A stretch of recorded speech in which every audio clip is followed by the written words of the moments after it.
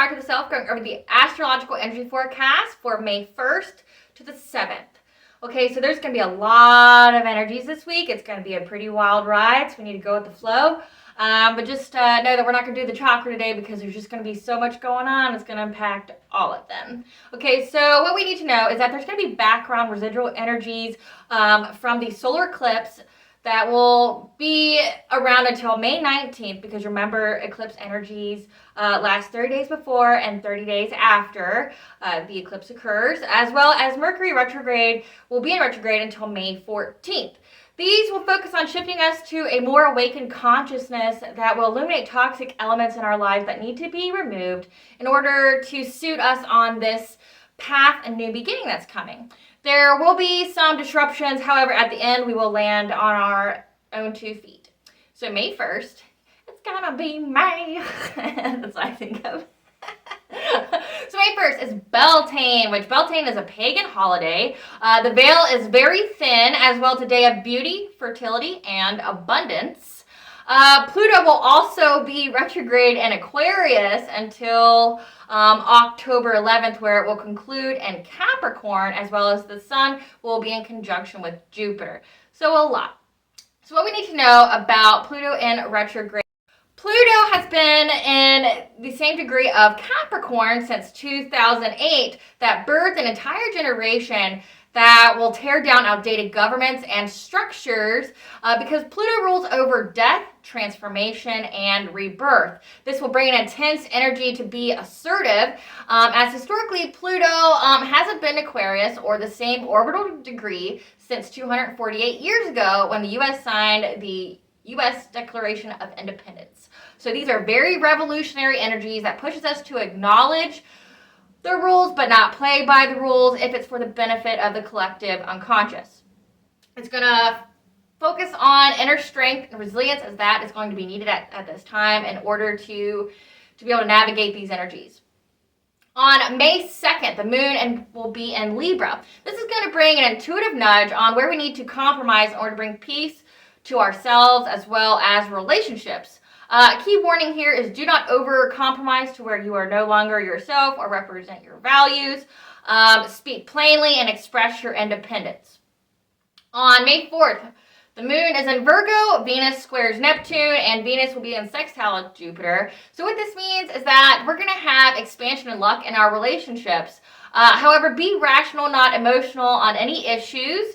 We may have some kind of intuitive, analytical inkling on an area that we need to explore. Please follow your intuition on where it's telling you to look, because we're being warned that it will be beautiful. It might be overwhelming to the senses, because remember, we're kind of in the Beltane energies too towards later in the week. So it's going to be very, very fertile. It's going to be, it's going to be overwhelming because you're going to get lost in the beauty of it, because that is the time of the year. So it's telling you not to get lost in the illusion.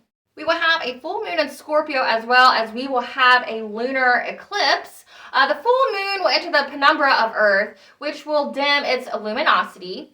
It magnifies the full moon energies and makes them feel more intense, because remember, the moon rules over emotions, your shadow self, things of that nature. So it's going to focus on endings, closure, transformative events that takes us from one state of consciousness to the next in a new direction. Because remember, that seems to be the key theme here with all of these cosmical energies. They're all leading towards an ending.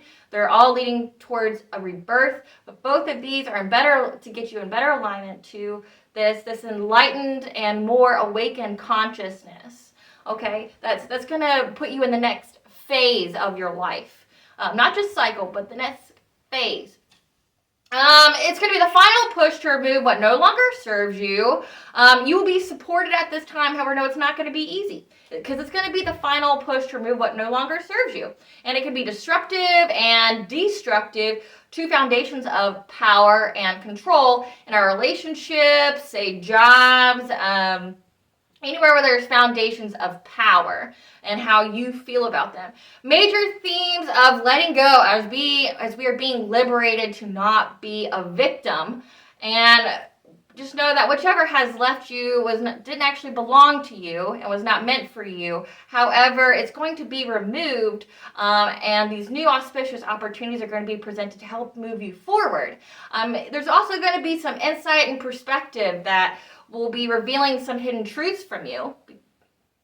And you need to accept these truths and use them to heal yourself, and to get you to where you need to be. Get that perspective that allows you to move forward with passion and confidence. Okay, and then 5, 6, the moon will be in Sagittarius. So Sagittarius is very outgoing. It's intuitive. We're being asked to look in our memory because we've experienced this situation before, and we have the answers that we need to know within ourselves. And at the end of the week, we will have Venus in Cancer, which is going to bring an all-around emotional healing that will facilitate our relationships to be better equipped and the whole. Hey guys, that's Belair with Aspire to the Self, going over the astrological energies. Because it is the beginning of May and it's a new holiday and season for me, I will be taking an hiatus from these videos, going on a brief little break while I deal with the energies myself as well, because I am not excluded from them. I've had some pretty devastational things going on in my life as well.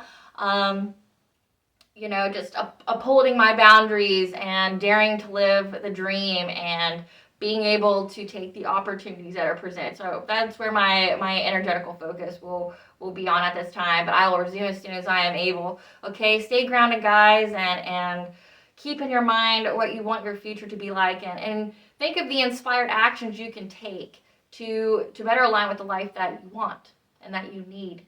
Okay? So later. Bye.